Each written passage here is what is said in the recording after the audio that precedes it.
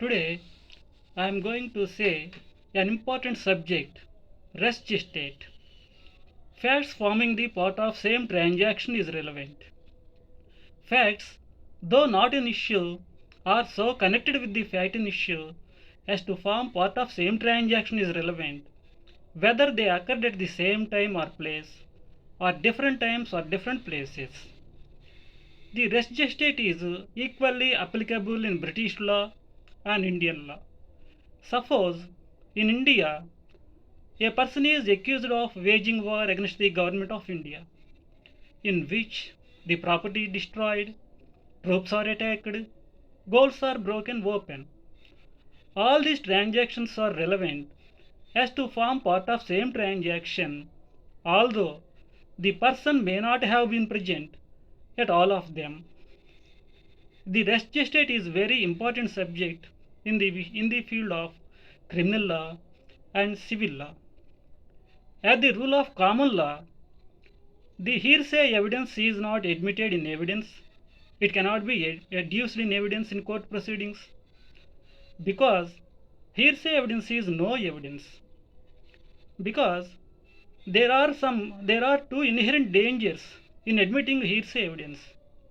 Number one, it is the repetition of statements may result in error. Number two, it is impossible for effective cross-examination. As the rule of common law says that the hearsay evidence is no evidence, it cannot be admitted in evidence. How the res gestate is admitted can be admitted in evidence because it is an exception to the rule of hearsay evidence. There are significant exceptions to the rule of hearsay evidence. Those are admissions, dying declarations, spontaneous statements, and res gestate. The res gestate is equally applicable in civil and criminal law. Suppose in criminal law, it is the duty of the prosecution to prove the guilt of the accused beyond all reasonable doubt. It is the duty of the prosecution to adduce the best evidence. But in some cases, it is not possible to produce the best evidence. In such cases, the prosecution has to depend upon the res gestate, circumstantial evidence, etc. Suppose a person is accused of murdering his wife by beating. Whatever is said or done by the accused or victim or bystander at the time of beating or shortly before or after the beating is relevant fact. Here, the victim may raise shouts for help or the bystander may raise shout for warning the accused. All these facts are relevant facts. To understand the res gestate, it is advisable to look into the Chilakaluripet bus burning case. I think it is in the year of 1993. A bus set out for journey from Hyderabad to Chilakaluripet.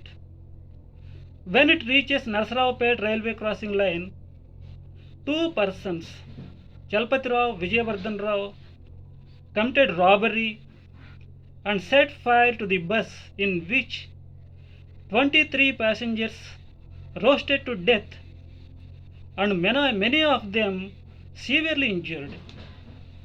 The Court of Sessions Guntur passed death sentence. It is a leading case in India to understand the res gestate.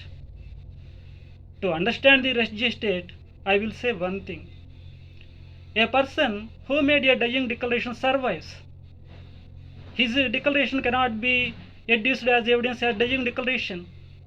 However, it may be adduced as res gestate.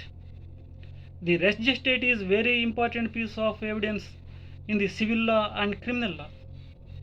Sometimes it may be harmful because under the will of res gestate, some advocates trying to adduce hearsay evidence.